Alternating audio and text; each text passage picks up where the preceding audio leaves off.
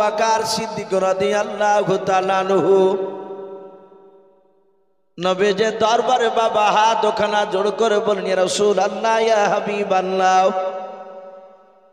আপনি আমাদের দিকে চেহারার দিকে চেয়ে চেয়ে কেন কান্না করেছেন বলেন? আমার বিশ্ব নবী বলেন, ওরে সাহাবা, আমি তোমাদের চেহারার দিকে চেয়ে আমি কান্না করতেছি, শুনে নাও। বহুদিনকার পুরানো কথা আমার মনে পড়ে যায়। আল্লাহ রসুল বললেন, ওগো সাহাবারা, এখানে অনেকগুলো সাহাবাদেরকে দেখতে পাচ্ছি আমি, যারা সর্বপ্রথম বিশ্ব নবীকে তারা চিনতে পেরেছিল। নাও হযরতে আবু বকর বিশ্ব নবীর কাছে বলে, হুজুর, আপনার কাছে আমি প্রথম হয়তো বেয়াদবি করে ফেলেছি, রাসূল আপনাকে চিনতে পেরেছিলাম। নাও ওগো নবীজি, আপনি দয়া মেহেরবান করে আপনি আমাকে ক্ষমা করে দেন।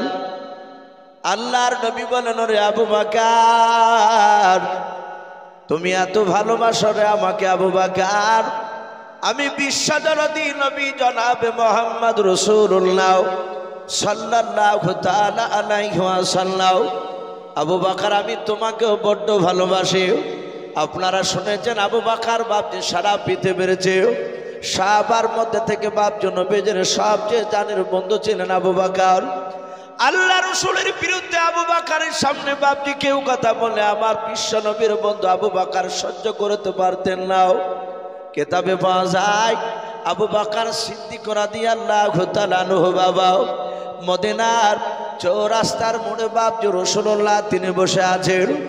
এক ইহুদি নাই, হযরতে আবু বকর তিনি একাই বাপজি সেই মদিনার চৌরাস্তার মোড়ে তিনি দাঁড়িয়েছিলেন। এক ইহুদি বেঈমান সেই চৌরাস্তার মোড়ে গিয়ে দেখলাম আবু বকর ছাড়া আর দ্বিতীয় কোনো মানুষ এখানে নাই। আমি ইহুদির সন্তান দাঁড়িয়ে আছি, আর আবু বকর তাছাড়া তৃতীয় মানুষকে মাঝে নাই। আবু বকর বিশ্ব নবীজির বাপজি আপনার সাহাবা মাহফিলে নাই, ওই মদিনার চৌরাস্তার মোড়ে তিনি দাঁড়িয়েছিলেন।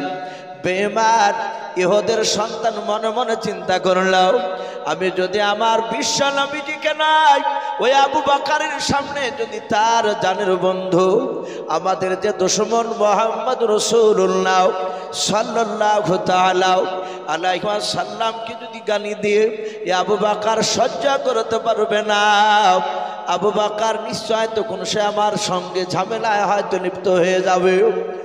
আর যখন এই ঝামেলা হয়ে যাবে আবু বকর যদি আমাকে মারে, আমি ওটাই দেখবো আবু বকর মারলে এই জায়গায় সাক্ষী আর কেউ থাকবে না আমি ছাড়াও, কারণ তৃতীয় মানুষ এখানে কেউ না, আমি আর আবু বকর ছাড়াও।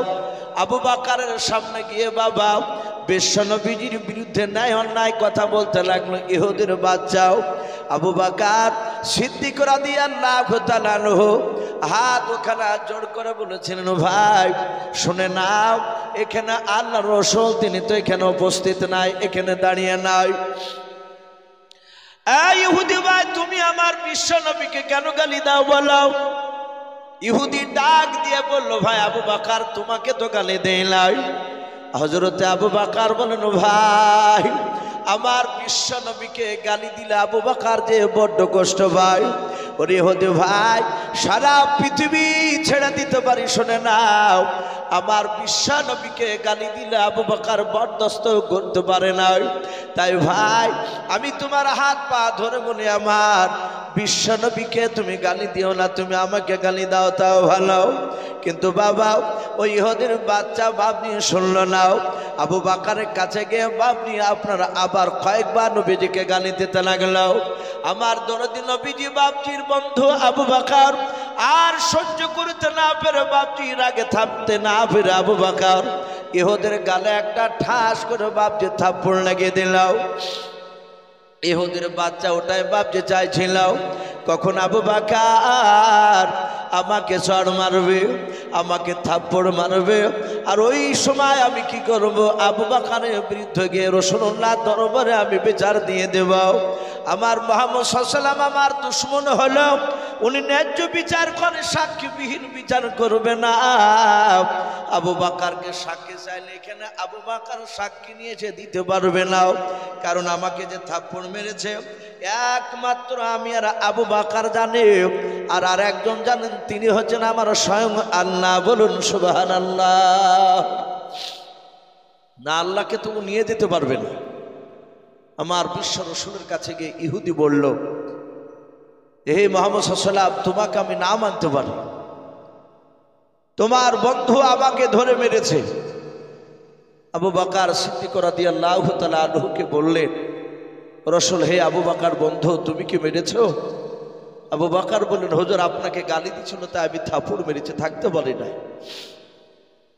ইহুদিকে ডাক দিয়ে রসুল বললেন, ইহুদি, এই তুমি আমাকে কেন গালি দিছিলে? আমি তো কোনো অন্যায় করিনি।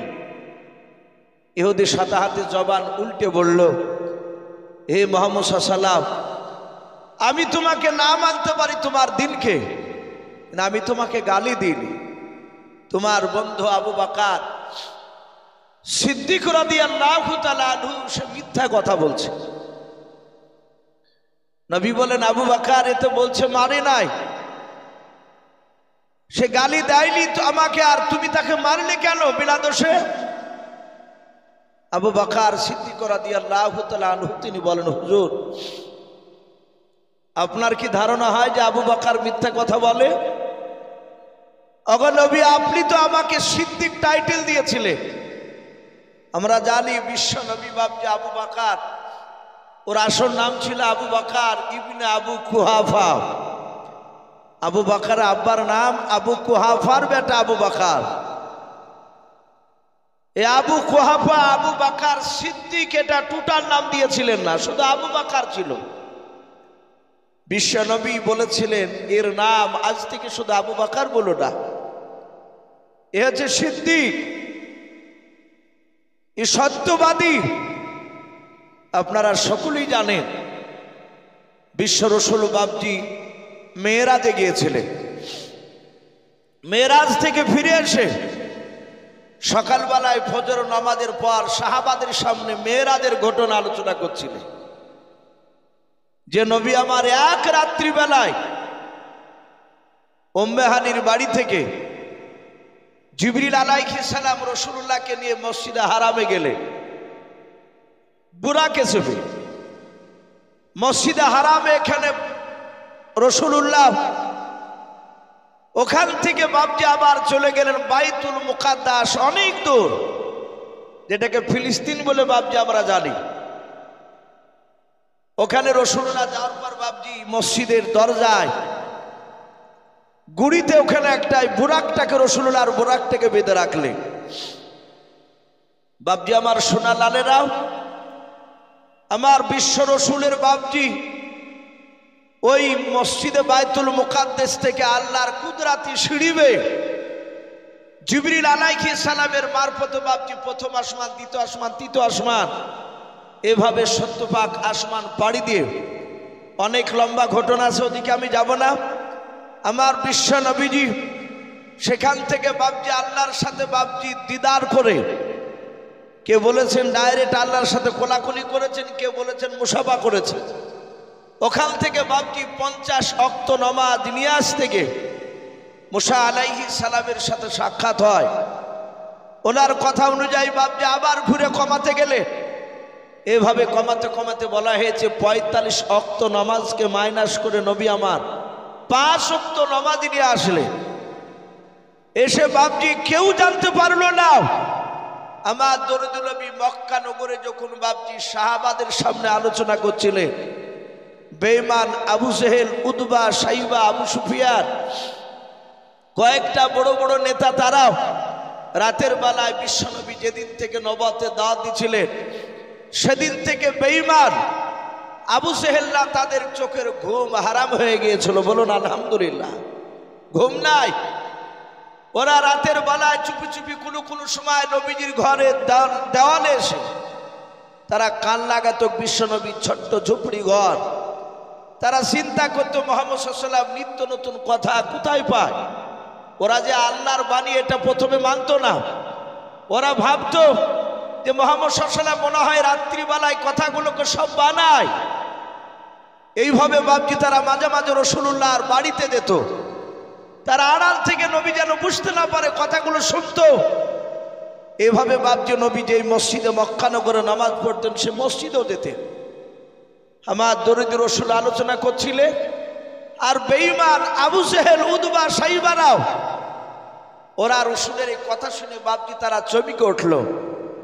তারা যুক্তি খাড়া করলো, হে আব্দুল্লাহর সন্তান, এই মা মরা ছেলে মুহাম্মদ সাল্লাল্লাহু আলাইহি ওয়াসাল্লাম, ওরা ভালো করে নাম বলে ডাকতো না যেদিন থেকে নবুয়তের দাবি করেছে, নবী কলেমার দাওয়াত দিয়েছিলেন। তার আগে বিশ্ব নবীকে মধুর সুরে ডাকতো, আল আমিন বলে ডাকতো। বাপজি আমার সোনা লালেরা, নবীজি বললেন, আবু জেহেল, ওগো চাচা কি ব্যাপার, আমাকে এই কথা বলছো কেন? তারা ডাক দিয়ে বলল যে তুমি এতটা রাস্তা মসজিদে হারাম থেকে বাইতুল মুকাদ্দাসে যেতে, প্রায় তখন বাপজি তাদের যানবাহন বেশি ছিল, ওটটা বাপজি তারা উঠে বেশি চেপে তারা সফর খেত, ঘোড়াও চেপে যেত ঘোড়াতে। তো ডাক দিয়ে বলল, ওগো মুহাম্মদ সাল্লাল্লাহু আলাইহি ওয়াসাল্লাম, মসজিদে হারাম থেকে বাইতুল মুকাদ্দাসে উঠে চেপে যেতে প্রায় 14 রাত 14 দিন সময় লাগবে, তারও বেশি লাগবে। এতটা রাস্তা তুমি এক রাত্রিবেলায় গেলে কেউ দেখতে পেল না? আমার বিশ্ব নবী বললে, মক্কা নগরের একটা দলের সাথে আমার রাত্রিবেলা দেখা হয়েছিল। জোরে বলুন সুবহানাল্লাহ। আবু জেহেলরা বলল, কারাও? বলল, বাইতুল মুকাদ্দাসে আমি যাচ্ছিলাম আর ওরা ওদিক থেকে আসছিল একটা দল, তাদের বাড়ি আমাদের মক্কা নগরে। সেই জায়গাটাকে বলেছেন কায়সারা নামক। সেখানে কিছু লোক, তাদের সাথে আমার দেখা হয়েছে, আমি কথা বলেছি। হে মক্কার লোকেরা, যারা আমার কথাকে অবিশ্বাস করছো, ওই লোকগুলো প্রায় দিন 20 বাদ দিয়ে আসবে, তাদেরকে জিজ্ঞাসা করবা। বাপজি আমার সোনা লালেরাও, আমার বিশ্ব নবী দরদি নবী জনাবে মুহাম্মদ রাসূলুল্লাহ সাল্লাল্লাহু তাআলা আলাইহি ওয়াসাল্লাম নবী বলেছিলেন, হে আমার সাহাবায়ে কেরাম, এই মেরাজের ঘটনা সত্য। সাহাবারা সবাই নবীর কথাকে বাপজি স্বীকার করলো। আবু জেহেল বাপজি উকি মেরে মেরে তাকে থেকে দেখলো কে আসে নাই। তাকে দেখলো সেখানে আবু বকর রাদিয়াল্লাহু তাআলা আনহু, রাসূলের সাহাবা যায়নি। এ হযরতে আবু বকরকে অনুপস্থিত দেখেছে, কোনো উপস্থিত ছিল না। আমরা 5 ওয়াক্ত নামাজ, অনেকে বাপজি লোক এরকম আছে মসজিদ ছাড়া নামাজ পড়তে আমাদেরকে ভালো লাগে না। অনেক লোক আছে ঝড় বৃষ্টি যাই হোক না কেন, ছাতা বাড়িতে না থাকলে, অনেক গরিব মানুষ ছাতার অভাবে দেখা যায় একটা গামছাকে মাথায় করে নিয়ে ভিজতে ভিজতে মসজিদে দৌড়ে যায়। জিজ্ঞাসা করা হয় যে চাচা এত ভিজে আসলেন, ছাতা নাই? সে মুখটাকে একটু ছোট করে বলে, সে বলতে চায় যে নাই, প্রকাশ করার অসুবিধার জন্য আমি গামছা পরে চলে এসেছি। এই যে ভিজে, তার পাঞ্জাবি দেখা যায় 3 ভাগের 2 ভাগে ভিজে গিয়েছে। এর বদলা কি আল্লাহ দিবেন না? কথা বলুন, অবশ্যই দিবেন আল্লাহ। আল্লাহ যেহেতু সব জিনিস দেখতে পাচ্ছেন, তো এরকম মানুষের অনেক নিশা থাকে, পারে অনেক সময় ব্যতিক্রমে বাপজি একাদক্ত মসজিদে যাওয়া হয় না। আবু বকর সেদিন যে কোনো কাজ ক্ষেত্রে যেতে পারেনি, যে কোনো একটা কারণে। আবু জেহেল দেখলো যে মুহাম্মদ সাল্লাল্লাহু আলাইহি ওয়াসাল্লামের এই কথাগুলো সবাই শুনে নিল, আবু বকর এখানে আসে নাই। আমাদের ধারণা এত বড় মিথ্যা কথা মুহাম্মদ সাল্লাল্লাহু আলাইহি ওয়াসাল্লাম বলছে, এ যদি মুহাম্মদ সাল্লাল্লাহু আলাইহি ওয়াসাল্লামের কথাগুলো আবু বকরের কাছে বলে, আমার মনে হয় ও হয়তো মানবে না। আর যদি না মেনে নেয় তাহলে আবু বকরের ঈমানটা নষ্ট হয়ে যাবে। আবু জেহেল উতবা সাইবারা আবু বকরের বাড়িতে হাজির। আবু বকর ডাক দিয়ে বলেছিল, বন্ধুরাও, কি ব্যাপার তোমরা এখানে কেন আমার বাড়িতে এসেছো বলাও? ডাক দিয়ে বলেছিল, ভাই তোমাদের মুহাম্মদ সাল্লাল্লাহু আলাইহি ওয়াসাল্লাম আজকে ভুলভাল বকেছে। আবু বকর বলে, আমার নবীজির কি হলো বলো? হযরত বাপজি আবু বকর বাপজি বিশ্ব নবীর কথা শুনে ডাক দিয়ে বলেছিল, ভাই আমার নবীজির এমন কি হয়েছে, নবী ভুলভাল কি এমন বকছে বলাও? বলে এখনই শুনে না, না তুই যার কসম কেন বলি? আবু জেহেল রাও তারা সবাই মিলে ভাবছে তারা কসম কেন না তো যাও। ডাক দিয়ে বলেছিল, ভাই আবু বকর শুনে নাও, এতদিন মিথ্যা কথা বলেছে, আজকে তোমার কাছে চুলো পরিমাণ কোনো মিথ্যা কথা বলবো নাও। ওগো ভাই, মসজিদে হারাম থেকে বাইতুল মুকাদ্দাস কতটা দূরত্ব তুমি তো ভালো জানো। আবু বকর সিদ্দিক রাদিয়াল্লাহু তাআলা আনহু বলেন অনেক দূরত্ব। ডাকে দিয়ে বলেন, ভাই কেউ যদি বলে এক রাত্রিতে যদি আমি যাই, আবার ওই মসজিদে হারাম থেকে বাইতুল মুকাদ্দাস থেকে আবার চলে এসেছে বাড়িতে, ওই রাত্রিতে কেউ দেখতে পেল না, বলো এরকম কথা কোন লোক যদি বলে তার কথাটাকে বিশ্বাস করা যাবে বলাও? হযরতে আবু বকর সিদ্দিক রাদিয়াল্লাহু তাআলা আনহু ডাক দিয়ে বলেছিল, ভাই সোজা সোজা বলো, তোমার কথা তো আমার বুঝে আসে না। বলো রে ভাই, এরকম কথা কে বলেছে, তুমি তার নামটা বলাও।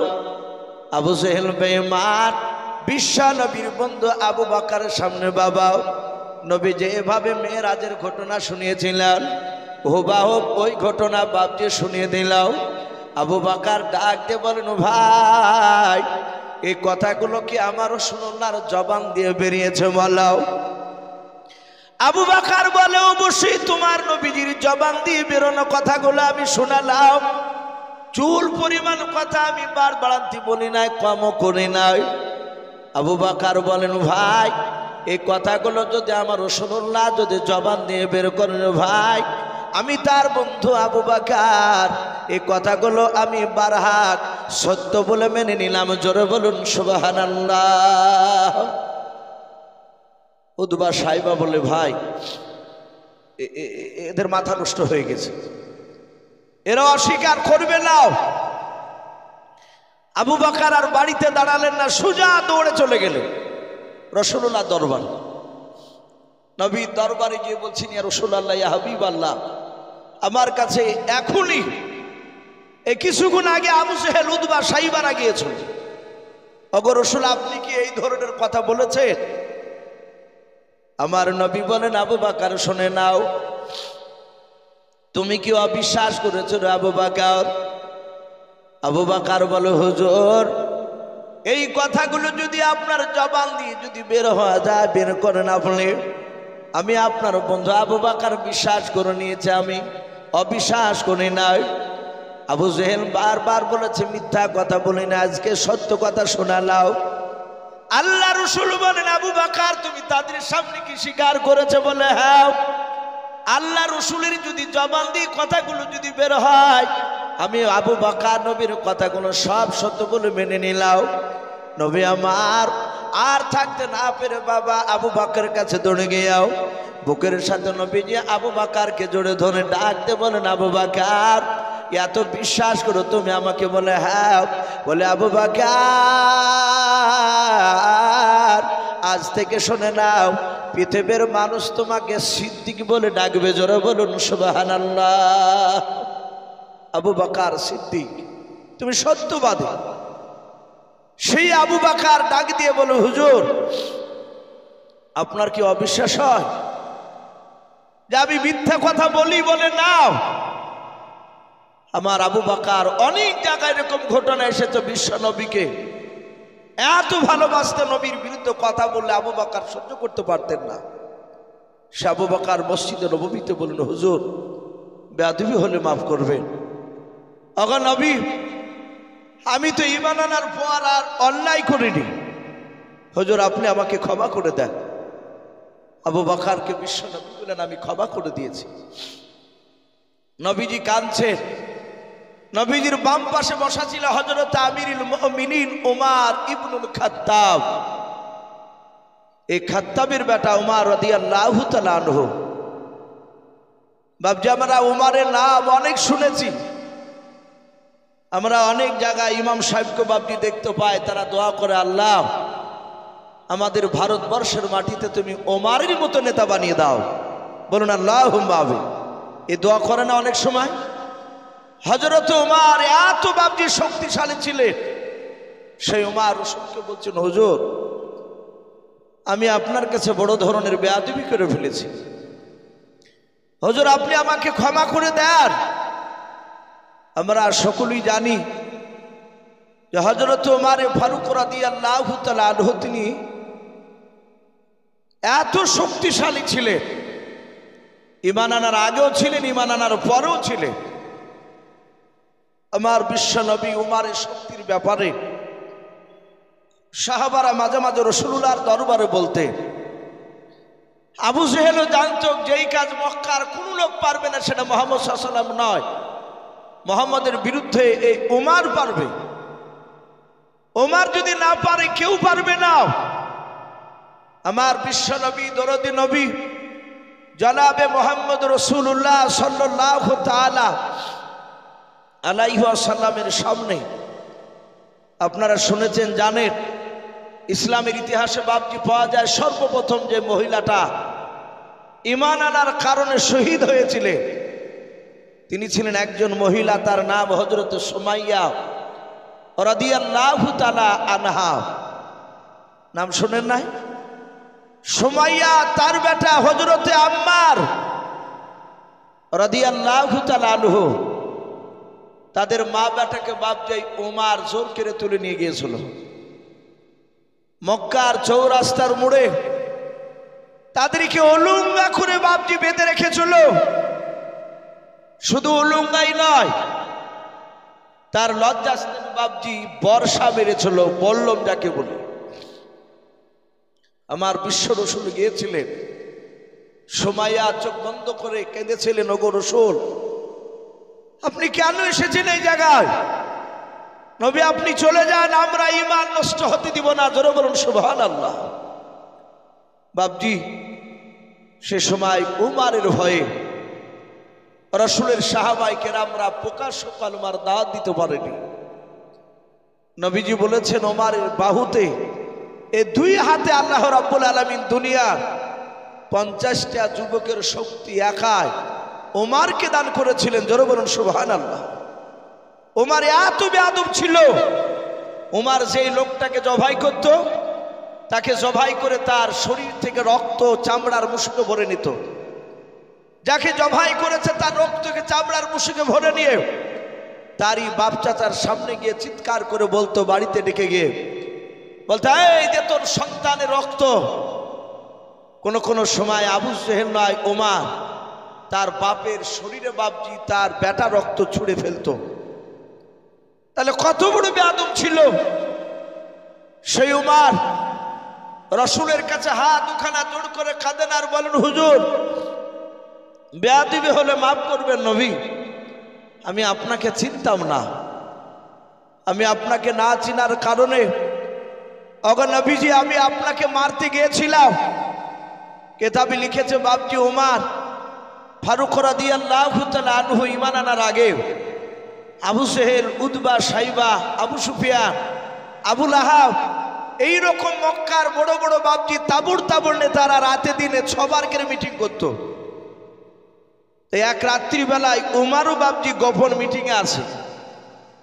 আবু জেহেল শয়তানি তো কম ছিল না, যারা ইবলিশ শয়তান হয় তাদের অনেক ক্রিটিক্যাল বুদ্ধিও থাকে।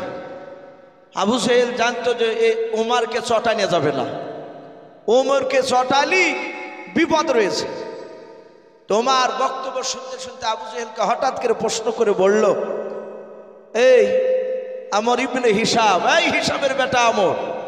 আবু জেহেল কি আসল নাম ছিল আমর ইবনে হিসাম। তোমার বলল, এই হিসামের বেটা আমর, আমি মুহাম্মদ সাল্লাল্লাহু আলাইহি ওয়াসাল্লামকে আমি কাছে তার কথা শুনি নাই, কিন্তু আমি দূর থেকে দেখেছি। তুমি তো বলেছো যে মুহাম্মদ সাল্লাল্লাহু আলাইহি ওয়াসাল্লাম তার দলবলকে দেখলে দূর থেকে আঙুল দিবা কানে, কানে আঙুল দিয়ে হাঁটবা। আমাদের এলাকায় বাপজি এক শ্রেণীর লোক আছে যারা পাথর সাপড়ি যায়, যারা আজমির শরীফে যায়, ওই গ্রুপরা কিছু মনে করবেন না। আমাদের উলামায়ে দেওবন্দের নাম শুনলি বাপজি তাদের প্রসঙ্গগুলো খাড়া হয়ে যায়। জালসায় উঠলি দেখা যায় অনেক বক্তা শ্রোতা দেখতে পায়, যাহাতে উঠে উলামায়ে দেওবন্দ বক্তার অমনি জুতাটা হাতে করে নিয়ে বাড়ির দিকে টান দেয়। কেউ যদি বলে ভাই চলে যাচ্ছে কোনে, বলে ইয়ার ওয়াজ শোনা যাবে না। মানে ওদেরকে বলেছে, ওদেরকে যারা পরিচালনা করে, ওরা যারা হুজুর বলে তাদেরকে মানে বলেছে যে শোনো, ওই দেওবন্দির ওয়াজ শোনা যাবে না, তবলিগের ওয়াজ শোনা যাবে না। একদম সেম আবু জেহেলের মতো কথা। ওরা জানতো, এখনো ওরা জানে যে তবলিগের কথা, দেওবন্দির কথা যদি 1 ঘন্টা কোনো মজলিসে মন দিয়ে যদি শুনে, ওই লোকটা ভণ্ডামো এরা করে তা ধরে ফেলবে। বাপজি আমার সোনা লালেরা, তবলিগ জামাতরা বাপজি বিরোধীতে এমন কোনো খারাপ কথা বলে না। ওদের কাজ একজন আল্লাহ ভোলা লোক আর নামাজ পড়ে না, কি করে নামাজি হবে? আর যারা নামাজ পড়ে তাদেরকে বলে যে চাচা একটু বসুন, আপনি রুকু করেন কি করে, সেজদার দোয়াটা বলে। এই সব কথাগুলো বাপজি অনেকে আবার শুনতেও চাই না, অথচ গল্প করে যে ক্লাস 3 থেকে 5 ওয়াক্ত নামাজ পড়ি। আর সেজদার দোয়া সুবহানা রাব্বিয়াল আ'লা, এ সঠিক বের হয় না। সুবহানা রাব্বিল আ'লা, সুবহানা রাব্বিল আ'লা, সুবহানা রাব্বিল আযীম, সুবহানা রাব্বিল আযীম এভাবে পড়ে চালিয়ে দেয়। কারণ ও কোনোদিন হুজুরকে বলে না যে হুজুর দেখেন দিন আমার এগুলো ঠিক হয় কিনা। বাপজি আবু জেহেলরা বিশ্ব রাসূলের বাপজি লোক সাহাবাদেরকে দেখলে তারা এমন ভাবে মিটিং করেছিল যে মুহাম্মদ সাল্লাল্লাহু আলাইহি ওয়াসাল্লামের কথা খবরদার শুনবে না, হয় কানে তুলে দিবা, আর না হলে 2 আঙুলে ভাবে কানে ভরি দিয়ে যতক্ষণ দেখবা ওরা আছে ততক্ষণ জানে কান থেকে আঙুল বাড়ি করবে না। ওমর বলেছিল ভাই মুহাম্মদ সাল্লাল্লাহু আলাইহি ওয়াসাল্লামকে দেখেছি দূর থেকে, লোকটা তো ভালো, কিন্তু আমি অন্য লোকের মুখ থেকে মুহাম্মদ সাল্লাল্লাহু আলাইহি ওয়াসাল্লামের বিরোধীমূলক তো কথা শুনি নাই। আর ওই লোকটাকে শুধু মারি কথা বলো কেন? আবু জেহেল বলছে ওমর তুমি জানো না ও কত বড় খাতারনাক, ও আমাদের বাপ দাদার ধর্মকে বাতিল করে দিতে চাইছে। হযরত ওমরকে বাপজি মাথায় হাত দিয়ে সান্ত্বনা দিল। কিন্তু বাপজি হেদায়েতের মালিক আল্লাহ, আল্লাহ যাকে হেদায়েত করবে পৃথিবীর মানুষ নাই তাকে রুখতে।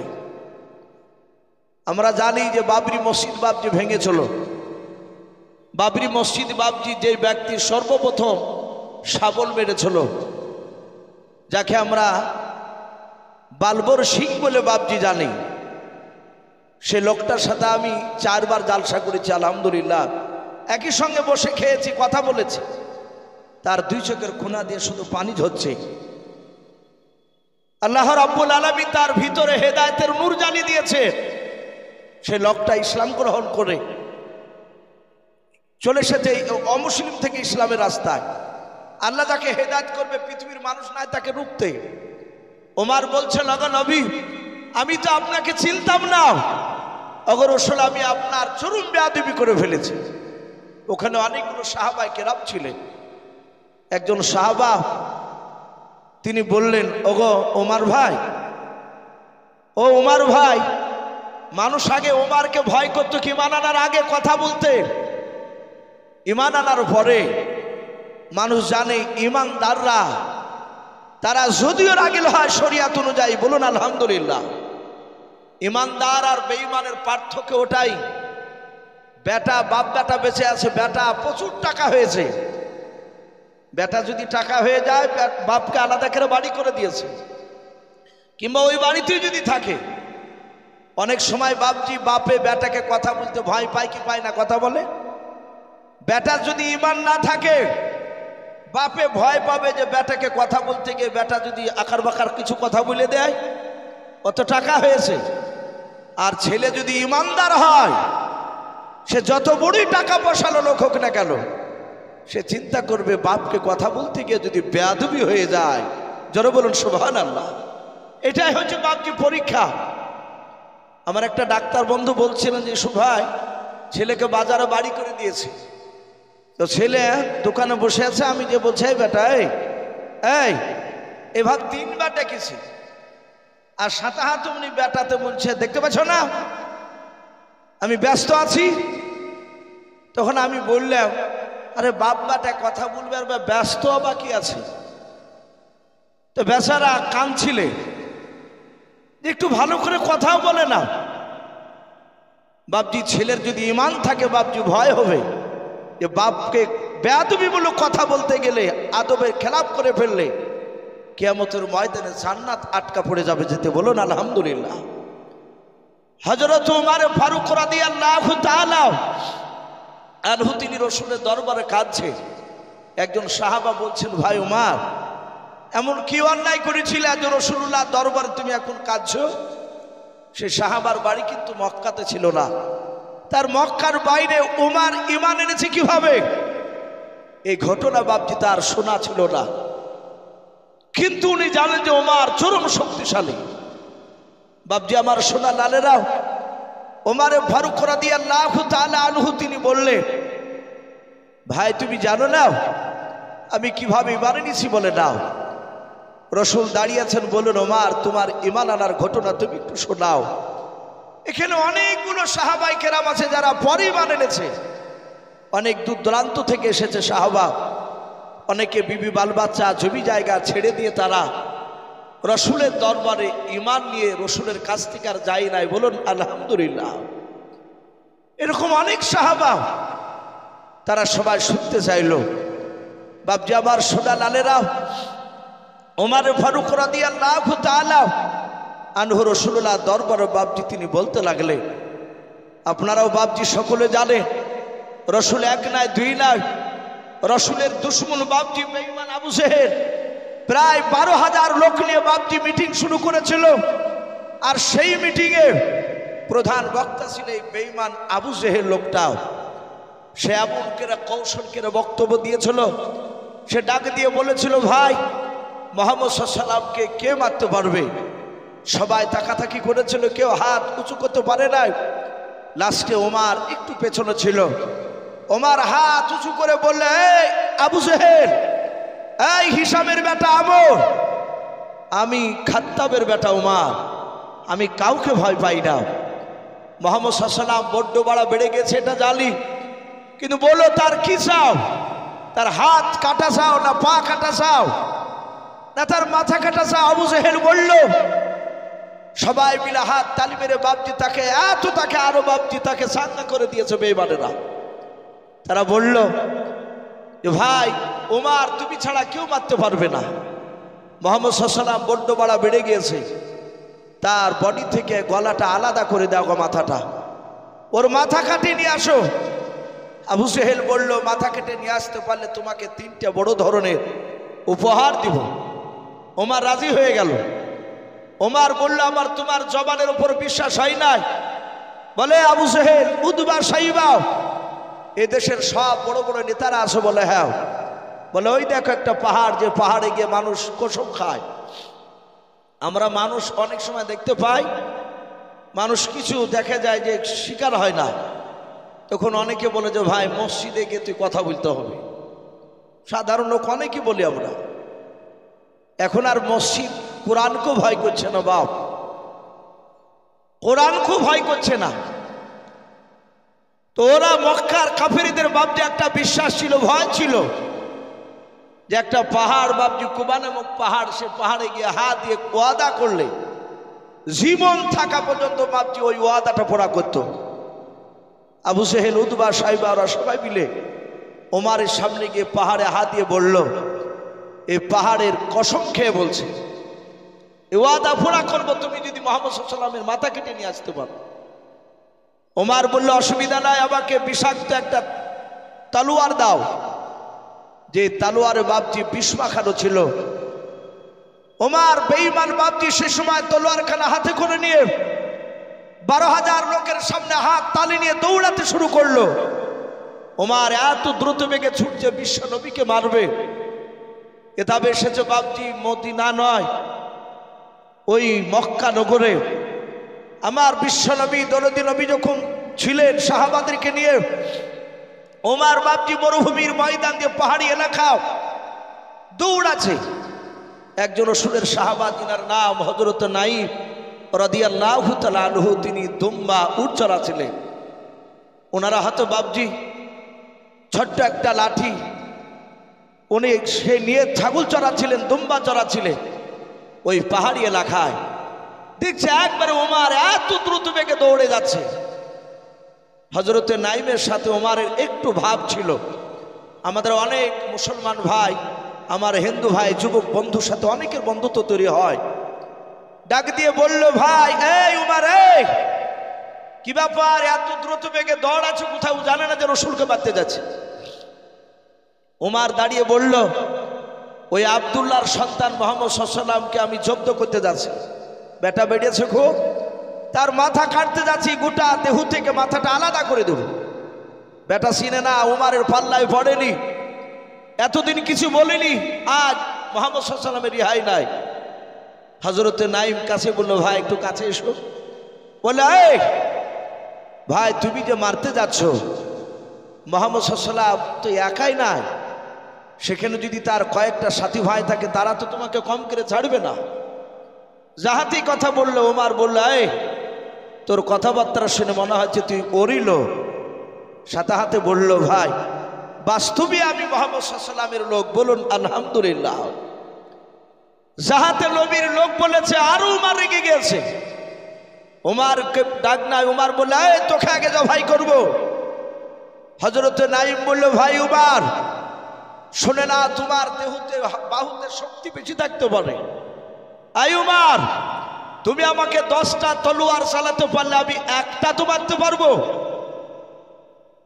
গত কয়েকদিন আগে বাবজি আমাদের পশ্চিম বাংলায় একটা রেজাউল বলে একজন মাওলানা, মাথায় রুমাল দিয়ে, অনেকে দেখেছেন ইউটিউবে, ট্রেনে যাচ্ছিল। তাকে দেখে বাবজি চাচা বিভিন্ন রকমের বাংলাদেশি জঙ্গি অনেক রকমের ন্যায় অন্যায়কেরও কথা বলেছিল। তো ছেলেটা তাদের কথাতে বাবজি একটু জবাব উত্তর দিয়েছিল। সে বলেছিল, ভাই এই দেশ আপনার, এই দেশ আমারও, আপনার যতটা আমার ততটা, 1 ইঞ্চি আপনারও বেশি নাই, আমারও 1 ইঞ্চি কম নাই। এই প্রতিবাদ করার কারণে বাবজি তাকে মারতে মারতে এমনকি ট্রেন থেকে ছুঁড়ে ফেলে হত্যা করার পরিকল্পনা নিয়েছিল। তাকে টানাটানি করে একজন আমার হিন্দু ভাইদের মধ্যে থেকে টেনে সেই মাওলানাকে চাবিড়ে ধরে তাকে ছাড়ে না। ওই দুষ্কৃতীদের হাত থেকে বাবজি ওই হিন্দু ভাইটা বাবজি বাঁচিয়েছেন আল্লাহ, কিন্তু তার মারফতে উনি মারতে দেয়নি। পৃথিবীতে বাবজি এখনো আমাদের হিন্দু ভাইরা আছে, অনেক হিন্দু ভাই আছে মুসলমানের জন্য জীবন দিতে রাজি আছে, কিন্তু এক শ্রেণীর বাবজি বেঈমানরাও তারা মাথা ছাড়া দিয়েছে। তারা চাইছে যে মুসলমানকে ভারতবর্ষ থেকে বাবজি একেবারে শেষ করে দেবে, কিন্তু পারবে না। বাবজি যত ওরা মুসলমানকে মারছে, ওরা জানছে গোটা পৃথিবীতে মুসলমানের সংখ্যা বাড়ছে। জোরে বলুন সুবহানাল্লাহ। তো বাবজি হযরতে নাইম ডাক দিয়ে বললে, ভাই উমর তুমি 10টা মারলে আমি একটা মারতে পারবো তোমাকে। ভাই উমর তোমারও হাতে তলোয়ার, আমারও হাতে লাঠি রয়েছে। বলাই উমর তোমার 2টো হাত, আমার 2টো হাত, তোমারও রক্ত আছে আমারও রক্ত আছে শরীরে, তোমারও গোশত আছে আমারও গোশত আছে। উমর আমাকে নবীকে মারার আগে তোমার বাড়িটা ভালো করে খোঁজ রাখো গা। যাহাতে বাড়ির কথা বলেছে, উমর বলল, বাড়ি মানে? বলে, এই তোমার আপন কলিজার টুকরা বোন ফাতেমা নাই? বলে, আছে তো, আমি বিয়ে দিয়েছি আমার বোনে।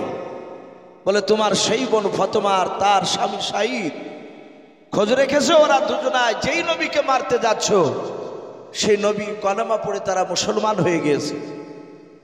উমর বলল, তা তো শুনি নাই। বলে, কবে হয়েছে? বলে, আজ কদিন হলো। উমর বলছে, আমি বেশ কয়েকদিন তার বাড়িতে যাইনি। উমর বললে, ভাই মিথ্যা কথা বলছিস না তো, আমার মার থেকে বাঁচার জন্য বলে নাও। আমরা রাসূলুল্লাহর সাহাবা মিথ্যা কথা বলে নাই, বলুন আলহামদুলিল্লাহ। ডাক দিয়ে বলল, উমর তোমার বাড়িটা খোঁজ নাও, তারপরে তুমি আসো, তারপরে তুমি নবীকে মারতে যেও। উমরের যা রাগ ছিল আরো 7 গুণ রাগ বেড়ে গেল, যে আমার রসুলকে, যে নবীকে মারতে যাচ্ছি তার উপর ঈমান এনেছে আমার বোন। উমর বাবজি তলোয়ার হাতে করে নিয়ে সোজা দৌড়ে চলে গেল তার বোনের বাড়িতে। তখন বাপজি দরজা এখনকার মতো ছিল না, দরজায় বাপজি লাত মারলো। হযরত ওমর প্রথমে বাপজি কান লাগিয়ে কথাগুলো একটু শুনছিল, দেখি তিনি কি করে। ওরা কেতাবে লিখেছে হযরতে সাঈদ আর ফাতেমা ওরা স্বামী স্ত্রী তো দুজনায় রাসূলুল্লাহর তরফ থেকে একজন খাব্বাব বলে একজন সাহাবা নবীজি, তিনি কোরআনের বাপজি তালকিন দিছিলেন, শিক্ষা দিছিলেন। হযরত ওমরের কানে কয়েকটা আয়াত কোরআনের আওয়াজ চলে গিয়েছে। ওমরের ভাষা ছিল আরবি, কোরআন নাজিল হয়েছে আরবিতে। আরবি বাপজি কয়েকটা আয়াত কোরআনে ওমরের কানে গিয়েছে। ওমর চিৎকার করে বলে, এই দরজা খোল। ওমরের বোন বাপজি গলার আওয়াজ কানা শুনে চিনতে পেরেছে উনি আমার কলিজার টুকরা ভাই ওমর। ওমরের বাপজি শক্তির ব্যাপারে, পাগলামোর ব্যাপারে তার বোনের ভালো জানা ছিল। হযরতে ফাতেমা ডাক দিয়ে বলেছিল, প্রাণের স্বামী শুনে নাও, আর মনে হয় বাঁচতে পারবো না আমরাও। ওই দেখ আমার ভাই বাড়ির দরজায় এসে ডাক দিচ্ছে, বোন দরজা খোল বলেছে। ওগো আমার স্বামী শুনে নাও, আমরা জীবন দিতে রাজি আছি, কিন্তু শুনে নাও, আমার মনে হয় ওই খাব্বাবের ভাইয়ের হাতে যে কোরআন শরীফ রয়েছে রে, শুনে নাও। কোরআন তখন বাপজি আপনার 30 পারা গচ্ছিত ভাবে ছিল নাও। ওই সময় হযরত বাপজি নবীর দরবারে, বাপজি সাহাবাদের দরবারে কোন সময় কোরআন বাপজি চামড়াতে লেখা থাকতো, গাছের পাতাতে বাপজি কোরআনের আয়াত লেখা থাকতো, পাহাড়ে বাপজি আপনার লেখা থাকতো। হযরতে খাব্বাব কয়েকটা বাপজি আপনার সুরাও লিখিত ছিল বাপজি আপনার চামড়ায়, বাপজি হাতে করে নিয়ে রে বাবা। ওই দেখে দেখে বাপজি শিখার জন্য কোরআন। ফাতেমা বলল, ভাই খাব্বাব, এই কোরআনটা আমার ভাই চিনে না, জানে নাও। কোরআনটাকে হয়তো টান মেরে ফেলে দেবে, কোরআনকে টান মেরে ফেলে দিলে সহ্য করতে পারবো নাও। ওরে ভাই খাব্বাব, এই কোরআনটা নিয়ে তুমি ঘরের আড়ালে চলে যাও। হযরতে বাবা খাব্বাব ঘরের ভিতরে গিয়ে আড়ালে গিয়ে বাপজি আপনার দাঁড়িয়ে গেল। ওমরের দরজা বাপজি তার বোনের খুলতে দেরি হলো। ওমর কয়েকটা লাত মেরে বাপজি দরজাটাকে ভেঙে ফেললো। দরজা ভাঙার পর ওমর বাপজি দৌড়ে গিয়ে তার নিজের বোনের কাছে না, প্রথমে নিজের দোলা ভাইয়ের কাছে চলে গেল। দোলা ভাইয়ের কাছে যাওয়ার পর ওমর বাম হাত দিয়ে তার ভাইয়ের বাপজি দাড়ি খানাকে ধরলো। ও বাপজি ভাইয়েরাও, আগেকার বেঈমানেরা তারা বাপজি দাড়িকে বাপজি আপনার চাস্তক না এখনকার মতো, তারা জানতো দাড়ি বড় মূল্যবান, দাড়ি একটা পুরুষের বাপজি আলামত। আপনারা সকলেই জানেন বেঈমান বলে পৃথিবীতে একটা বাপজি খোদা দাবি করেছিল, যার নাম বাপজি ফেরাউন।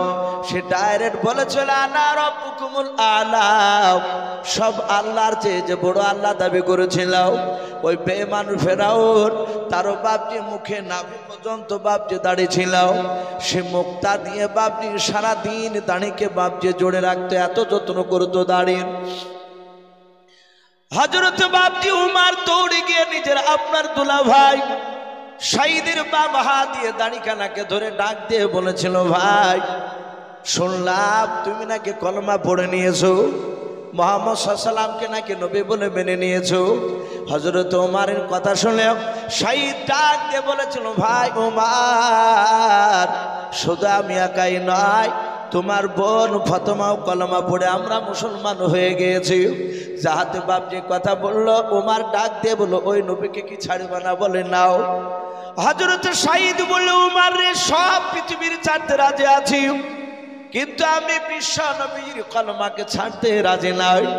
ও বাপ যে ভাইরাও, কোরআন এমন একটা বাপ যে আপনার জাদুকৃতকে দাও, কোরআনের এমন একটা বাপ যে আকর্ষণ আছে রে বাবা, কোরআন যারা মন দিয়ে বাপজি কোরআনকে সেই জামানায় শুনেছিল যারাও, তারা কোরআনের প্রেমিক না হয়ে থাকতে পারে নাই। বলুন সুবহানাল্লাহ। আল্লাহর নবী জনাবে মুহাম্মদ রাসূলুল্লাহ সাল্লাল্লাহু তাআলা আলাইহি ওয়াসাল্লামের বাপজি সাহাবা শাহিদ বাপজি দাঁড়িয়ে বলল নবীজিকে ছাড়তে রাজি নাই। সঙ্গে সঙ্গে বাবা হযরত বাপজি আপনার শাহিদের দাড়িখানাকে বলে বাবা আপনার আজ্ঞাতে আপনার ফেলে দিলাও, উঠোনে ফেলে দিল। শাহিদ তাড়াশ করে পড়ে গেল। হযরত ওমর তার বুকের উপর দাঁড়িয়ে বাপজি তলোয়ারের উল্টো পিঠে দিয়ে আঘাত করতে লাগলো। পা দিয়ে বাপজি বুকের বাতা ভাঙার জন্য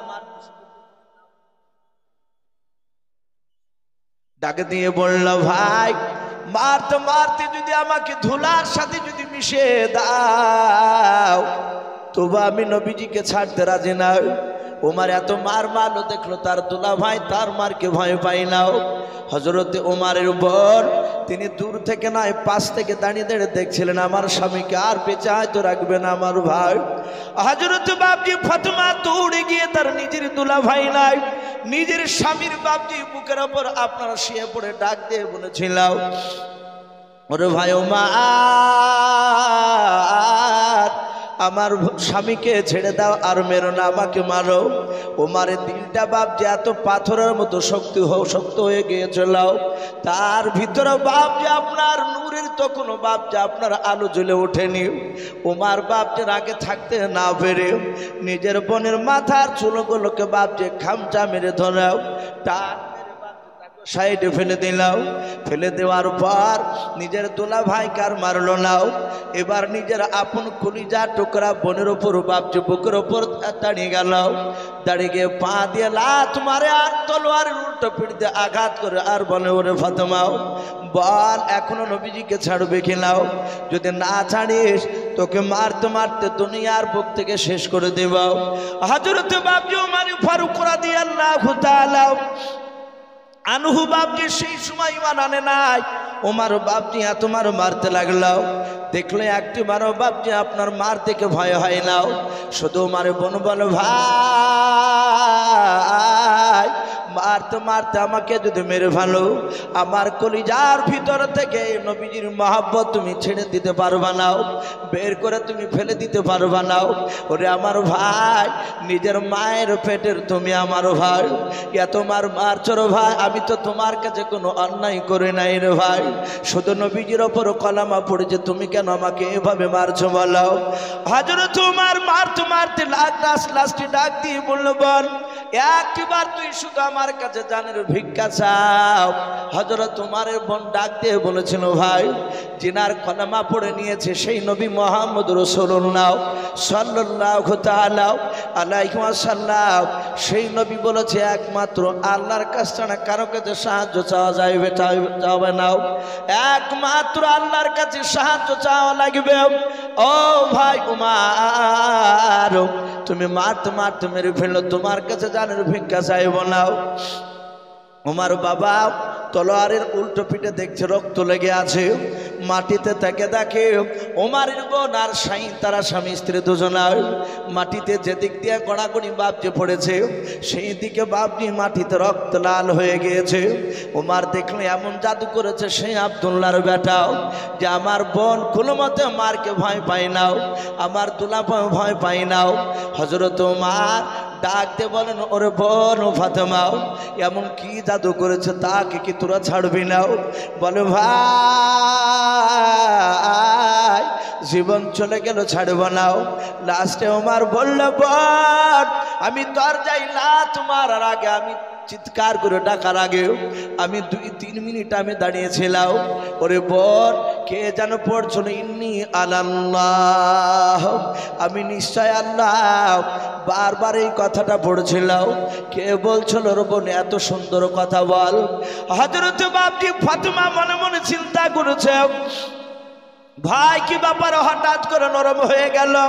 ডাক দিয়ে কেঁদে কেঁদে বলেছিল ভাই আমরা কোরআন শরীফ শিখছিলাম। ওমর বলল বোন কোরআন আবার কি জিনিস? বলে ভাই যেই নবীর কলেমা পড়ার জন্য তুমি আমাদেরকে মেরে ফেলার জন্য তৈরি হয়ে গিয়েছিলাম, সেই নবীর ওপরে কোরআন নাজিল হয়েছে, ওই কোরআন গোপনে শিখছিলাম। বলে বোন কোরআনটা একটু আমাকে একটু পড়ে দেখে। ফাতেমা বলে ভাই কোরআনটা তোমার হাতে দেওয়া যাবে না। বলে কেন? বলে তোমার শরীরটা তোমার নাপাক হয়ে আছে, অপবিত্র হয়ে আছে, তুমি পেশাব ফিরে পানি নাও না। বলে নাও। ওরে ভাই এই কোরআন তোমার হাতে নাড়তে দেওয়া যাবে না। হযরত ওমর বলল বল কি করা যাবে? ওই কোরআনটা শুনতে গেলাম।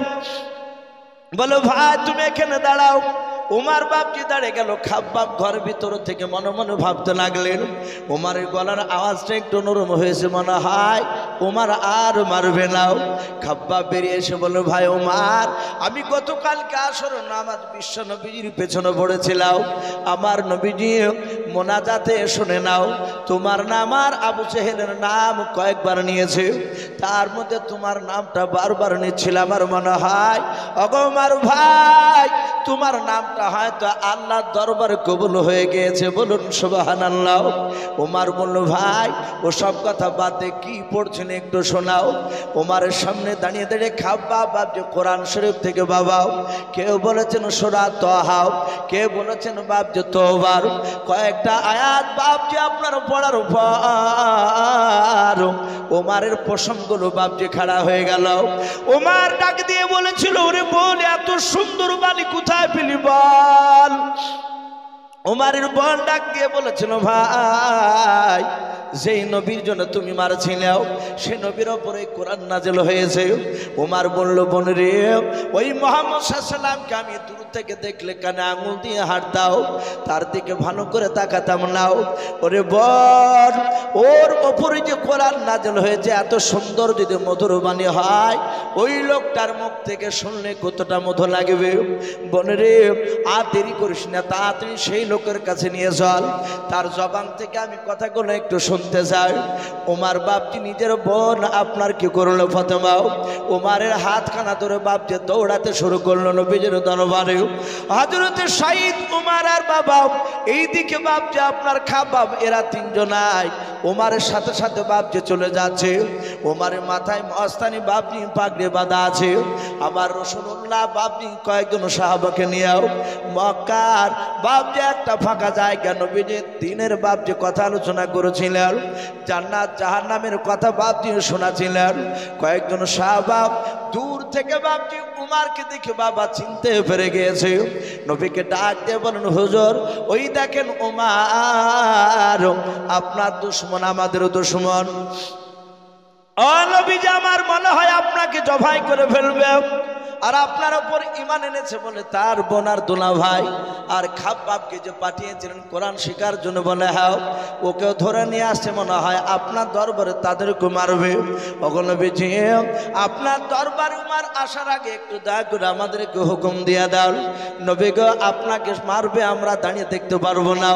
উমার আপনার দরবারে আসার আগে আমরা সকল সাথী ভাইরা দৌড়ে গিয়ে উমারকে জবাই করে দিয়ে জাহান্নামে আমরা একসঙ্গে তাকে পাঠিয়ে দেব। আল্লাহ রাসূল এইভাবে পেছন দিকে ঘুরে বলেছিলেন ওরে ওমর আমার সাথী ভাইরা তোমরা কি অন্তরের খবর জানো? বলে না।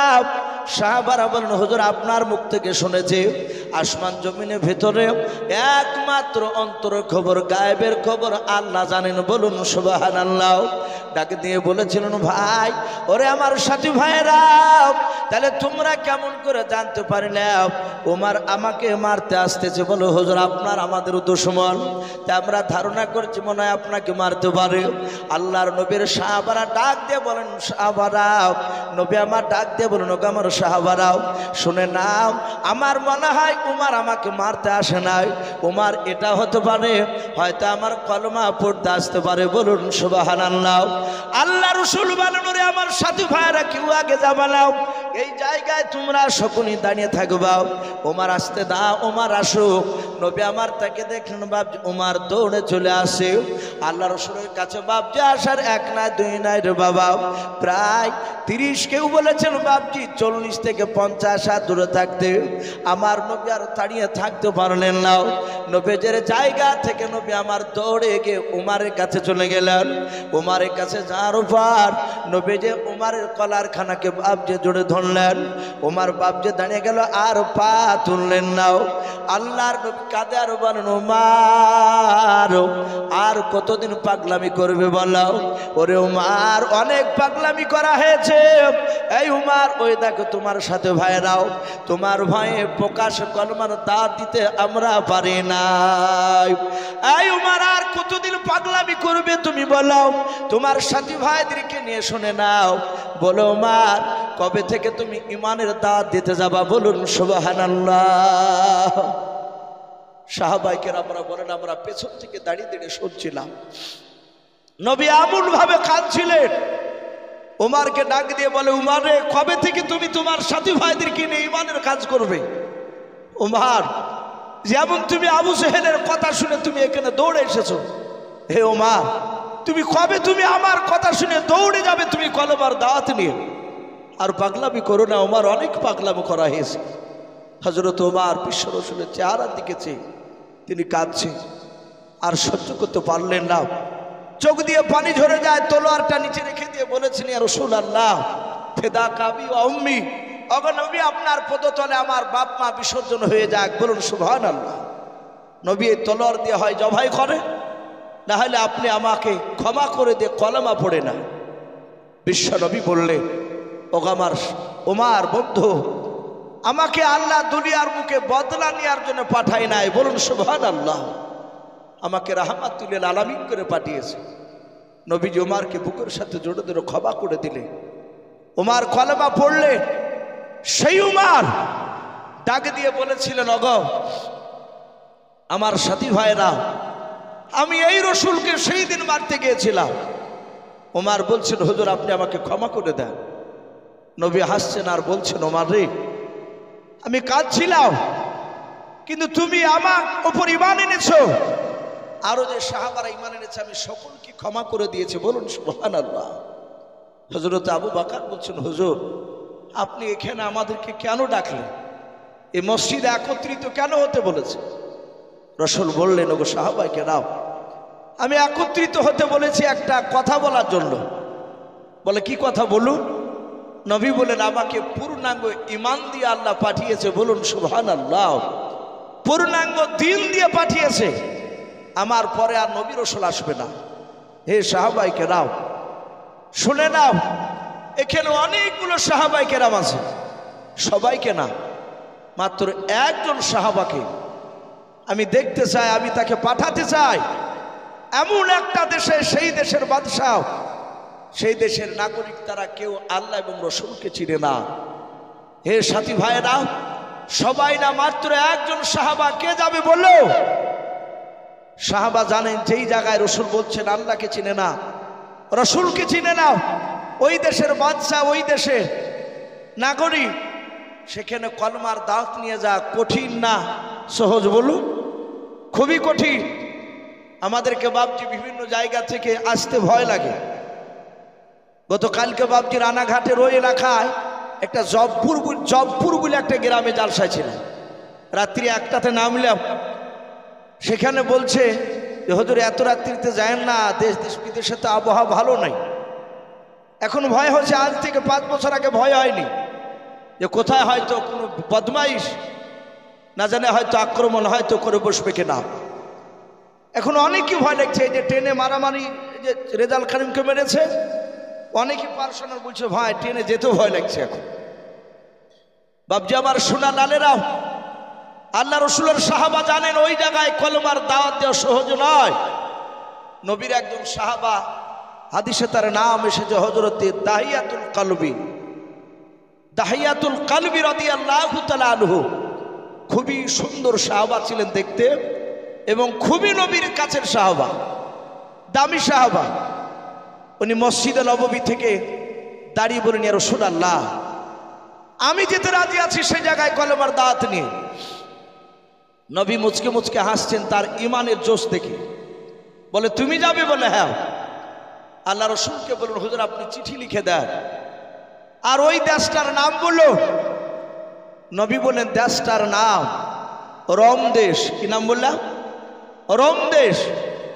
আর ওই রোম দেশের সম্রাট হিরাক্লিয়াস, বুখারী শরীফে কয়েকবার তার নাম এসেছে। আল্লাহ রসুল তার বুদ্ধির প্রশংসা করেছিলেন, কিন্তু বেঈমান সে ছিল। নবীজি বাপজি লিখতে জানতেন না, এটা আমরা সকলেই জানি। কারো কাছে লেখাপড়া করেননি, এই জন্য নবীকে উম্মি বলা হতো। তাই বলে নবী যে আনপাড় জাহেল এইরকম শব্দ ব্যবহার করা যাবে না নবীর সামনে। নবী লেখাপড়া জানতেন না, এটা সত্য। তাই বলে নবীর জ্ঞান কি কম ছিল? কথা বলুন, নবীর জ্ঞান কম ছিল না। আজও জন্মায়নি, কিয়ামত পর্যন্ত জন্মাবে না নবীর জ্ঞানের মতো লোক আর আসবে না পৃথিবীতে। আমার বিশ্ব রসূল তার একজন সাহাবা আব্দুল্লাহ বিন মাসউদ রাদিয়াল্লাহু তাআলা আনহু, নবীজি তাকে ডেকে বললেন, আমি যা বলছি তুমি লেখো। আল্লাহ রসুলের কথা, জবানি কথা, নবীর আর সাহাবা তিনি লিখলেন। লেখার পরে বিশ্ব নবীর হাতে একটা আংটি থাকতো, চাঁদির আংটি। কিছু মনে করবেন না, মুফতি সাহেবের সাথে আলোচনা করবে। আমাদের অনেক মানুষকে দেখা যায় হাতে 4টা 5টা পর্যন্ত আংটি ভরা থাকে, তামা, চাঁদির, সোনার। কিন্তু অথচ শুধু চাঁদির 4 আনা চাঁদি ছাড়া আর ব্যবহার করা যায় না। সোনার আংটি যদি ব্যবহার করেন বাড়িতে নয়, মুসাফির হালাতে কোনো জায়গায় ব্যবসা করতে যাচ্ছেন সফরে, সেক্ষেত্রে ব্যাপারটা আলাদা। বাদ বাকি বাড়িতে সোনার আংটি হাতে দিয়ে ঘুরিয়ে বেড়ানি।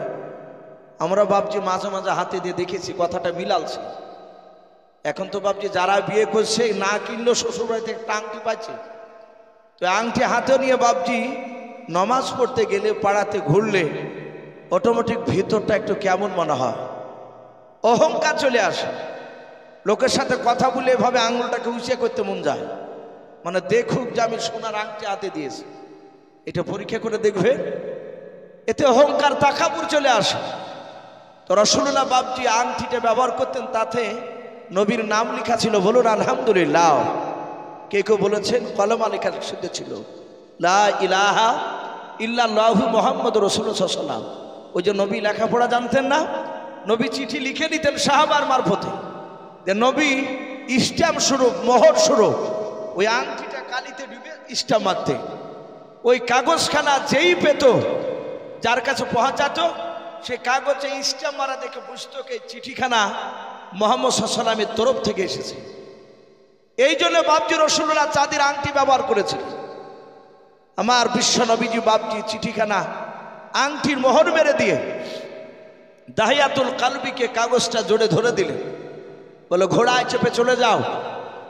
এই দাহিয়াতুল কালবি তার দরবারে হিকমতের সহিত কথা বলবে। বলুন আলহামদুলিল্লাহ। হিকমতের সহিত কথা আমাদের নেই।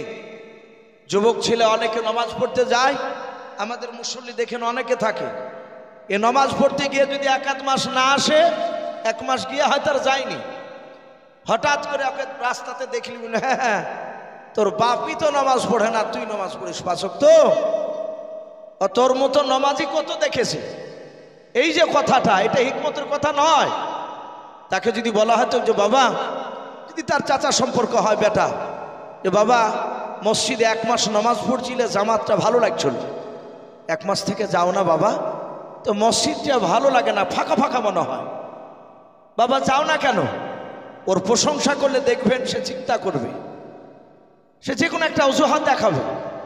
আর একটা লোক এসে যদি বলে যে ভাই মসজিদে যাচ্ছিলে কত ভালো লাগছিল, যাও না, তো মসজিদটা ফাঁকা ফাঁকা মনে হয়, সে দেখবে তো সবাই তো লক্ষ্য রাখে, ওই ব্যক্তি আর মসজিদে না গিয়ে থাকতে পারবে না। বলুন সুবহানাল্লাহ। এ হচ্ছে হিকমতের কথা। আর প্রথমে যদি বলেন তোর বাপই তো পড়ে না, তা তুই পড়িস, ও জানতাম যে তুই 1-1 মাস পড়ে আর পড়বি না, তা ওটা যাবি নে। আল্লাহ রসুল বলেন, এই সাহাবা দাহিয়াতুল কালবি, রোম দেশের সম্রাটের দরবারে সম্রাট একাই থাকে না, রাতে দিনে মিলে তার কাছে 5000 লোক তাকে যুক্তি পরামর্শ দেয়, সাবধানে হিকমতের সহিত কথা বলবা। চলে গেল 5000 লোক বাপজি বসে আছে। দাহিয়াতুল কালবি বলেন, আপনাদের মধ্যে বাদশাকে?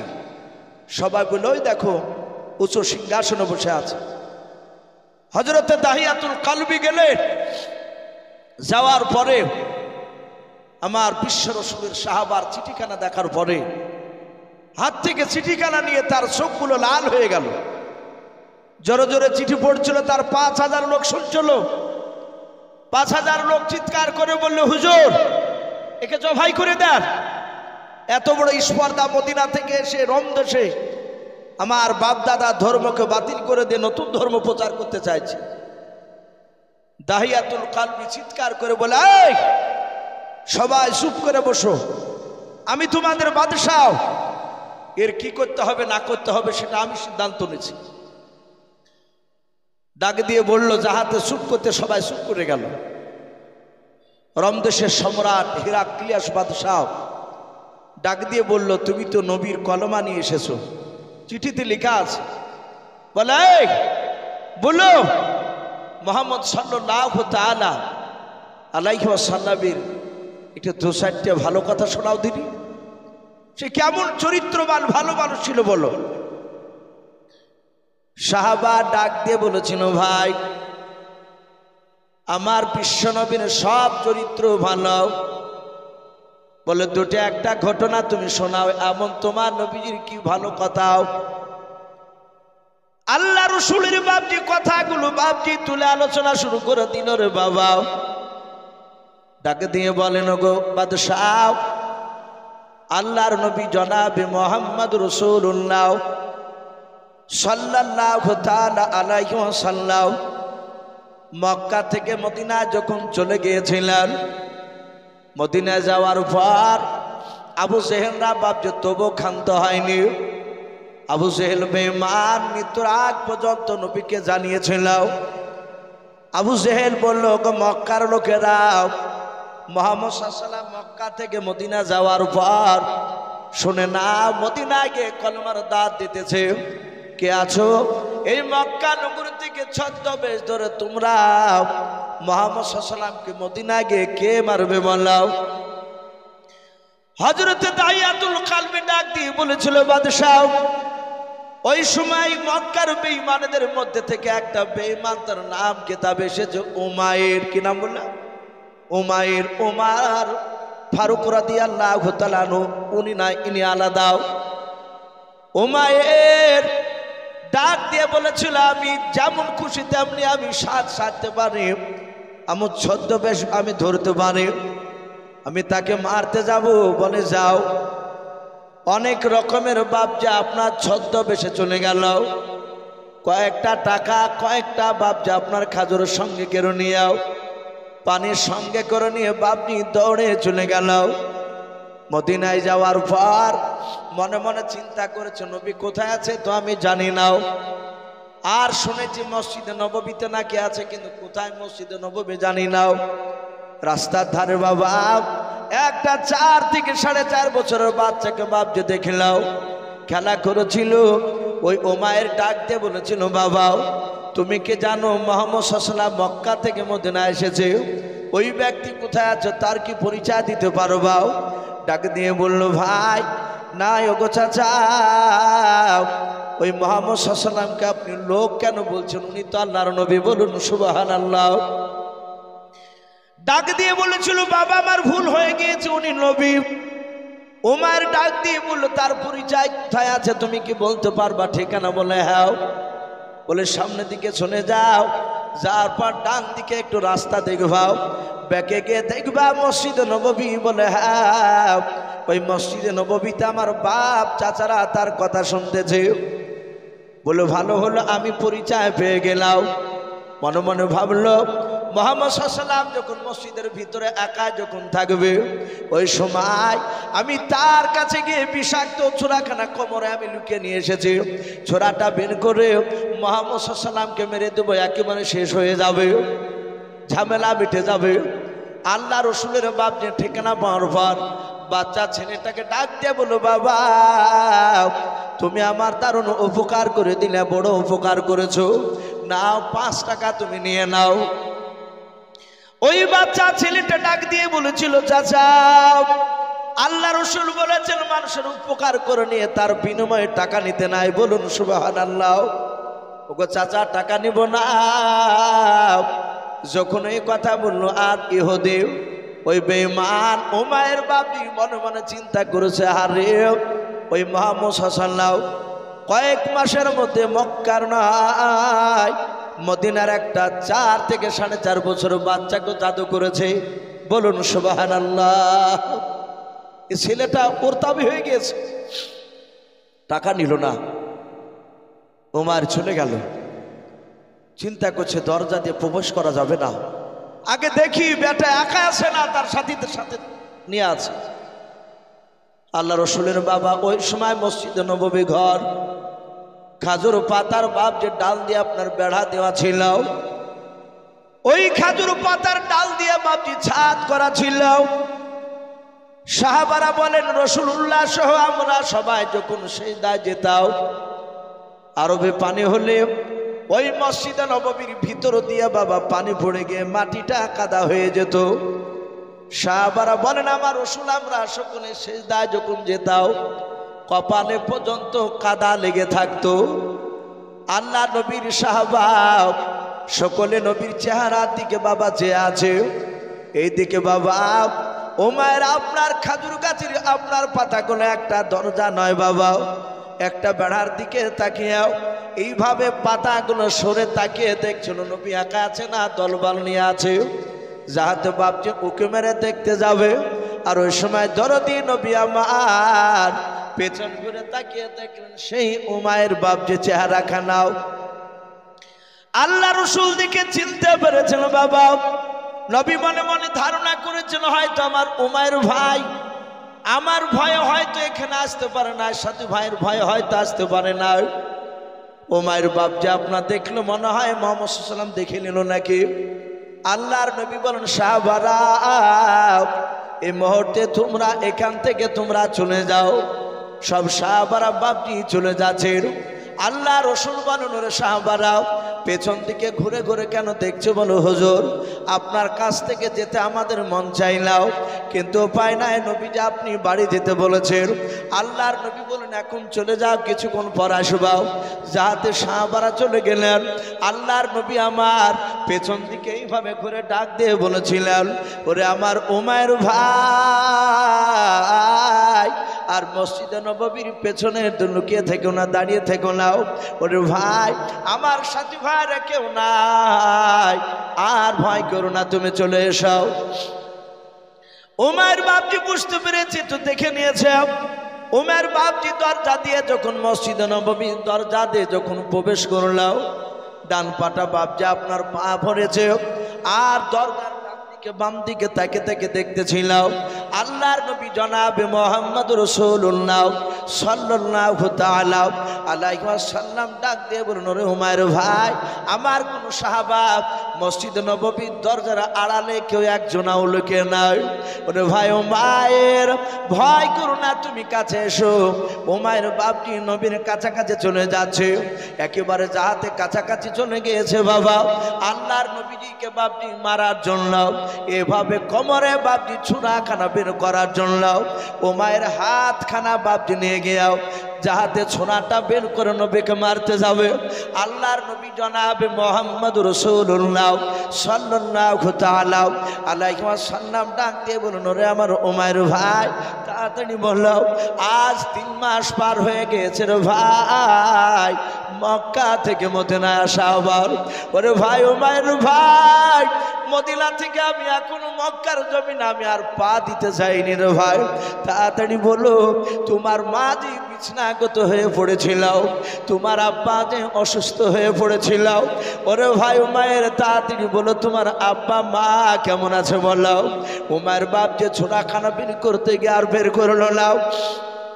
নবী আমার এক এক করে বাবা মক্কার যারা অসুস্থ ব্যক্তি ছিল, যারা বৃদ্ধ মানুষ ছিল বাবা, যারা বৃদ্ধা মহিলা ছিল, আল্লাহর নবী এক এক করে বাপটি নাম করে এবং যার চাচা হয় যে সম্পর্কে এবং মামা হয় এবং বাপটি বোন হয় সে সম্পর্ক দিয়ে রাসূলুল্লাহ মিষ্টি আওয়াজে ডাক দিয়ে বলছিলেন ভাই উমাইর বলো অমক অমক অমক ব্যক্তি কেমন আছে বলো। হযরত উমারের বাপটি দিলটা বাপজি নরম হয়ে গেল। উমার মনে মনে চিন্তা করেছে, হারে এই লোকটাকে আমরা মক্কা নগরে চিনতে পারি নাই, আমরা তাকে পাথর দিয়ে নাই, আমরা তালোয়ার নিয়ে ঘুরেছিলাম, গোল করে ঘেরাও করে নিয়েছিলাম। যে দিনকা মুহাম্মদ সাল্লাল্লাহু আলাইহি সাল্লামকে মক্কা থেকে তাড়িয়ে দিয়েছিলাম, এর উচিত ছিল ওর শাহবাদীকে লেলিয়ে দিয়ে আমার উপর অত্যাচার করাও, কিন্তু আমাকে অত্যাচার না করে উল্টো আমার মা বাপের খবর নিচ্ছে। ডাক দিয়ে বলেছিল, হুজুর দয়া করে আমাকে মাফ করবেন, আপনাকে আমি দেখেন বিষাক্ত ছুরা নিয়ে মারতে এসেছিলাম। নবী গো আজ চিন্তা করেছে আপনি দরদি নবী, মার নবী, রহমতের নবী গাও, আপনি ক্ষমা করে দিয়াও, আপনার কলমা পড়ে মুসলমান বানিয়ে আনুন, বলুন সুবহানাল্লাহ। হযরত উমাইর রাসূলের এই রকম তিনটা বাপজি ঘটনা ওই রমদেশের সম্রাট হেরাক্লিয়াসের সামনে বাপজি আলোচনা করলি। উমাইর বলল, তোমাদের নেতা এত ভালো? বলে হ্যাঁ। সাথে হাতেও হেরাক্লিয়াসের চোখ দুটো লাল হয়ে গেল। ডাক দিয়ে বলে, আয় আমার প্রজারা, আয় এই দাহিয়াতুল কালবির এখন হাত পা দড়ি দিয়ে বাঁধ, বেঁধে রাখ এখানে, একে কিছুক্ষণ পর জবাই করা হবে। সব লোকেরা বাপজি হাততালি মেরে বললো, এবার উচিত শিক্ষা হবে। এত বড় স্পর্ধা, মদিনা থেকে সে আমার বাপ দাদার বিরুদ্ধে কথা বলে, তার হাত পা দড়ি দিয়ে বাপজি বেঁধে দিল। দাহিয়াতুল কালবি কাঁদছেন, আল্লাহ একটা লক্ষ্যকে তুমি আমার দ্বারা হেদায়েত বানাবে না, হেদায়েতের মালিক আল্লাহ, এটা আমরা ভালোই জানি। দাহিয়াতুল কালবি তিনি কাঁদছে। কিতাবে লিখেছে বাবা, ওই সময় রমদেশের সম্রাট ডাক দিয়ে বলল, আমার প্রজাদের মধ্যে থেকে 10টা বুদ্ধিজীবী প্রজা দাঁড়িয়ে যাও যুবক। বলে হুজুর কেন? বলে দাঁড়িয়ে যাও। 10টা যুবক বাপজি দাঁড়িয়ে গেল। বলে এক্ষুনি তুমি রমদেশের বাজারে চলে যাও। বলে আমরা দহজনায় যাব। বলে হ্যাঁ। রমদেশের বাজারে গিয়ে দেখো গা কোনো মক্কার লোক এখানে ব্যবসা করতে এসেছে কিনা। কিতাবে এসেছে রমদেশও বাপজি মক্কার লোকেরা ব্যবসা করতে যেত। কিতাবে এসেছে ওই সময়তে হযরতে আবু সুফিয়ান পরে যে ঈমান এনেছিলেন, কিন্তু যেই দিনকে রমদেশে ব্যবসা করতে গিয়েছিল সেই দিন ওই সময় নবীর ওপর ঈমান আনেনি। সে কাফির ছিল আবু সুফিয়ান। সে সময় যাহাতে মক্কা নগরে নাই, রমদেশের বাজারে প্রচার করলে, কেউ আছো কি মক্কা নগরে কোনো মানুষ? আবু সুফিয়ান হাত উঁচু করে বলল, আমি মক্কার একটা নেতা, আমি এখানে বড় ব্যবসা করি, তাই ব্যবসা করতে এসেছি। কজনা এসেছে? বলে আমরা 10 জনা। বলে এক্ষুনি ছিল আমাদের বাদশাহ রমদেশের সম্রাট এখনই ডাক দিয়েছে। চলে গেল। যাওয়ার পরই বাপজি দেখছে হযরতে দাহিয়াতুল কালবিকে। আবু সুফিয়ান চিনতে পেরেছে, এই তো সেই, ওখান থেকে এত দূর চলে এসেছে। ডাক দিয়ে বলল, রমদেশের সম্রাট, এই তোর নাম কি? আবু সুফিয়ান বলল, আমার নাম আবু সুফিয়ান। যাহাতে বাপজি এই কথাটা বলল। বলে কজনা এসেছিস? বলে আমরা 10 জনা। বাপজি আবু সুফিয়ানকে রমদেশের সম্রাট বললে, একে চিনিস? বলে ভালো চিনি। একে চিনি, এর যে নেতা, ওর নেতার যে কলমার দাওয়াত নিয়ে এসেছে, অকও ভালো করেছিল। বলে হ্যাঁ, এবার খেলা জমবে। বাপজি আপনারা অনেকে এখানে আছে, আমার খুব কাছের বন্ধু শাহাবুদ্দিন ভাই, উনি বললেন যে ভাই আমাদের এই জালসাটা আদের জালসা নয়, হ্যান্ডবেলে লেখা নেই। উনি বলছিলেন যে আমরা মসজিদে ইট নিয়ে এসেছি পাঁচির দেওয়ার জন্য। তো পাঁচির কিছুটা মনে হয় হয়েছে, মনে হয় বলছিলেন যে রং করা হয়নি। তা উনি বললেন যে ভাই চাপাচাপি করবেন না, একটু মিনিট 2-3 একটু বলবেন শেষের বেলায়। প্রায় রাত্রি 11টা বাপজি পার হয়ে গেল। ইনশাল্লাহ আজকে জালসার প্রধান বক্তা আর কয়েক মিনিটের মধ্যে হয়তো হাজির হয়ে যাবে।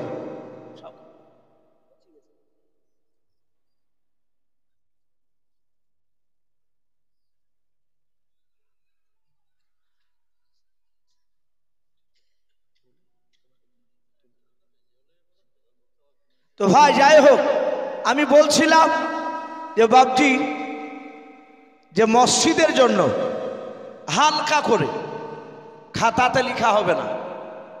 যদি বলেন যে ওয়াদা থাকলেও বলে না, ওসব ওয়াদা লেখা হবে না।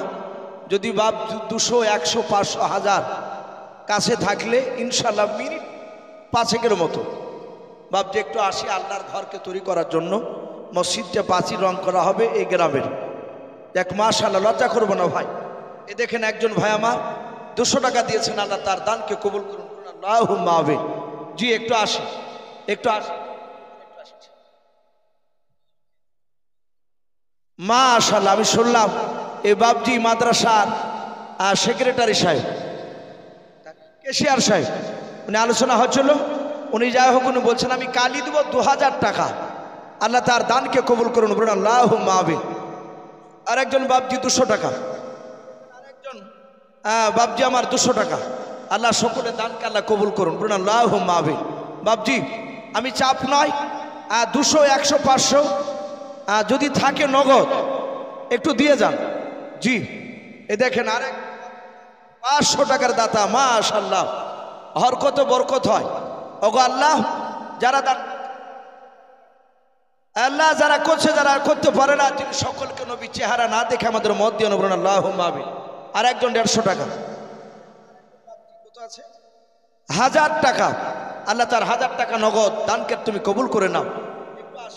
আর একজন ভাই 100 টাকা, বাপজি নাম না করলে আল্লাহ দেখতে পাচ্ছেন। আর একজন বাপজি 500 টাকা, আল্লাহ দানকে কবুল করুন, মাশাআল্লাহ। এই দেখেন ভাই আমার 100 টাকা, 150 টাকা, আল্লাহ সকলে দানকে আল্লাহ কবুল করুন, বলুন আল্লাহুম্মা আমিন। মাশাআল্লাহ। বাপজি একটু আসি, যদি 1005 টাকা যদি হয় ইনশাল্লাহ অনেক কাজে লেগে যাবে, রঙের পয়সা হয়ে যাবে ইনশাল্লাহ। আর একজন ভাই আমার 100 টাকা নগদ, আল্লাহ তার দানকে কবুল করুন। আরেকজন ভাই 100, আর একজন বাপজি 100, আর একজন বাপজি স্টেট থেকে 500 টাকা, আল্লাহ সকলে দানকে আল্লাহ কবুল করুন, বলুন আল্লাহুম্মা আমিন। মাশাআল্লাহ, জাযাকাল্লাহ। জি আসি, আলহামদুলিল্লাহ। আল্লাহর কাছে দোয়া করবো, আল্লাহ তুমি এই জালসাকে কবুল করে নাও। ওগো মাওলা, দেখো তোমার বান্দা বান্দিরাও তারা কষ্ট করে ওয়াজ শুনছে। 100 টাকা, 100 টাকা ঘুরে দেন, আল্লাহ তার 100 টাকা বাপজি দানকে কবুল করুন, মাশাআল্লাহ। একজন ভাই আমার এই দেখেন 200 টাকা দিয়েছেন, আল্লাহ তার দানকে কবুল করুন। জি বাপজি চাপ নয়, লজ্জা করবো না, 5 টাকা থাকলেও দিয়ে যাবো ইনশাআল্লাহ। 5 টাকা যদি থাকে একটু নগদ দিয়ে যাবে আল্লাহর ঘরকে তৈরি করার জন্য। জি রাত্রি প্রায় 11টা বাপজি পার হচ্ছে চললো। আর তাতে বাপজি এখন এই মাধ্যমিক পরীক্ষার সময়, আজকে হয়তো পরীক্ষা নেই না, আগামী শনিবার থেকে মনে হয় আছে। তো যাই হোক, বেশি রাত্রি মা বোনদের কাছ থেকে 500 টাকা এসেছে, আল্লাহ মা বোনদের 500 টাকা দানকে কবুল করুন। ওগো মা বোন, আপনারা 200, 150, 10 টাকা যে যা পারবেন ইনশাল্লাহ হাত বাড়াবেন। এ দেখেন আর একজন আল্লাহর বান্দা 100 টাকা। জি রাত্রি খুব গভীর করে জালসা করা ঠিক না, হয়তো আমরা ভাবি যে যত রাত্রি মাইক বাজবে সে জালসা বড় হলে তাই ভাবে। এ দেখেন আর একজন ভাই আমার 150 টাকা, এ দেখেন আর একজন বাপজি 100 টাকা, মাশাআল্লাহ। ব্যক্তি 50 টাকা। জি আপনারা হয়তো মাশাআল্লাহ কেরালা থেকে মুস্তফার আব্বার জন্য উনি 2000 টাকা দিবেন, আল্লাহ তার দানকে 2000 টাকা দানকে কবুল করে নিয়ে আল্লাহ কেরালায় যে আছে তাকে যাবতীয় বিপদ থেকে হেফাজত করুন, আল্লাহুম্মা আমিন। তার আব্বার কবরে আযাবকে মাফ করুন। আর একজন 100 টাকা, আল্লাহ তুমি আলিমুম বিযাতিস সুদূর, তুমি সকলের অন্তর তুমি জামিন। ওগো মাওলা, তুমি সকলের দানকে কবুল করো না, যারা দিতে পারে না তাদেরকে কবুল করে নাও। 100 টাকা, আল্লাহ কবুল করুন, বলুন আল্লাহ। জি মাশাআল্লাহ। এ দেখেন বাপজি 50 টাকা, আল্লাহ তার দানকে কবুল করুন, কবুল করুন।